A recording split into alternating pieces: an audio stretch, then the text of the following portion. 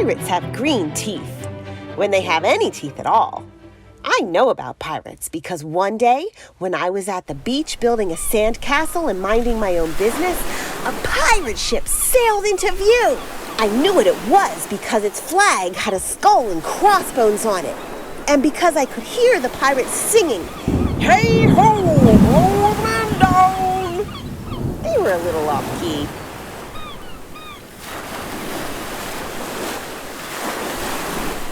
I tried to tell Dad, but he was busy setting up the beach umbrella.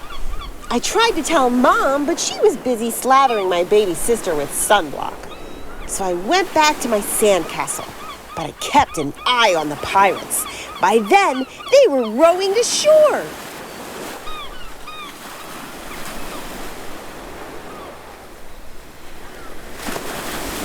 When they landed, the head pirate climbed out of the boat and yelled, "Ahoy there, matey! Be this the Spanish Main?" "No," I said. "This is North Beach." "Shiver me timbers," the pirate said. "We must have taken a wrong turn at Bora Bora." He walked around my sandcastle. He looked at the moat, then yelled back to his crew, "He's a digger, he is, and a good one to boot. A good one to boot." The others agreed. "What be your name, matey?" the head pirate asked. Jeremy Jacobs, sir," I told him. "Well, Jeremy Jacobs," he said, "you're looking at Braidbeard and his crew. We've been needing a digger like yourself. We've a chest of treasure to bury." Aye, treasure! the others shouted. "You're coming with us," Braidbeard told me. I didn't think Mom and Dad would mind, as long as I got back in time for soccer practice the next day. That's how I became a pirate. As soon as we were on board, Braidbeard showed me the chest of gold and jewels. "Gotta find a safe place for this here treasure. It's high time we were off," he announced. "We're off!" we all shouted, and then we set sail. There was plenty to do on board. The pirates taught me to sing sea chanties, the louder the better, and to say real pirate stuff like landlubber and scurvy dog. By dinner time, I could speak pirate perfectly. I also learned pirate manners. Braidbeard pounded his fist on the table and yelled, "Down the hatch, me laddies! Down the hatch!" we all shouted. Braidbeard gulped his food and said, "Hand over the meat! The meat!" we all roared.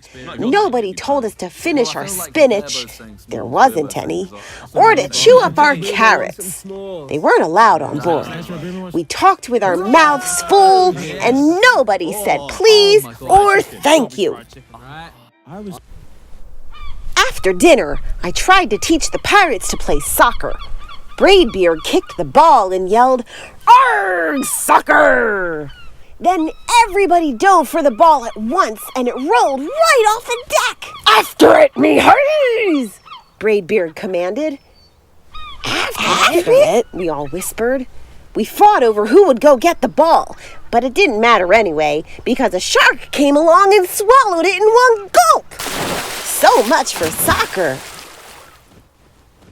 By now it was past my bedtime, but nobody tells pirates to go to bed, to take a bath, or to brush their teeth. Maybe that's why their teeth are green. Pirates sleep with one eye open, just in case, and they don't change into pajamas unless they want to. Pirates don't do anything they don't want to, except for maybe swabbing the decks. I wanted to be a pirate forever. But then I found out what else they don't do. When I couldn't stay awake any longer, I asked Braidbeard to tuck me in and read me a story. "Tuck you in?" he bellowed. "Pirates don't tuck." No tucking! The crew cried, and the only thing they had to read was a map. "Don't you have any books?" I asked. Braidbeard looked confused. "Books?" I didn't even bother to ask about a goodnight kiss. It wasn't easy to fall asleep without a story, but I was finally dozing off when a storm broke. Thunder boomed and lightning flashed. I tried to hide under the covers as waves slammed up against the ship, but I kept falling out of my hammock. I couldn't find anyone in the cabin. They were all on deck. "Lower the sails!" Graybeard shouted. "Batten down the hatches!" Everybody ran around, yelling and lowering and battening. Nobody had time to sit close and tell me it would be over soon. Nobody even noticed me. I decided that I didn't want to be a pirate after all. Just then, flash, clap, clap! Lightning hit the mast and split it right down the middle.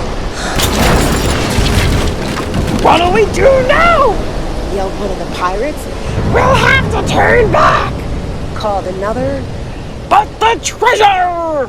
Hollered Graybeard. "Where will we bury the treasure?" I stepped forward.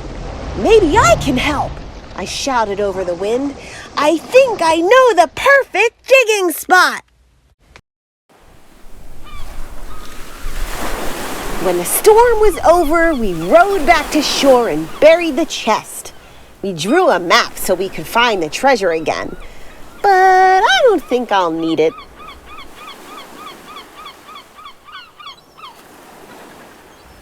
After that, the pirates repaired the ship and got ready to set sail. Before they left, Graybeard handed me a flag and said, "You make a fine pirate, Jeremy Jacob. Guard that treasure well. We'll be back to get it soon enough." "Soon enough!" the crew repeated. "And if you ever need us," Graybeard added, "just run the Jolly Roger up yonder pole." "Up yonder pole!" the others shouted. And maybe I will, but not today. I have soccer practice.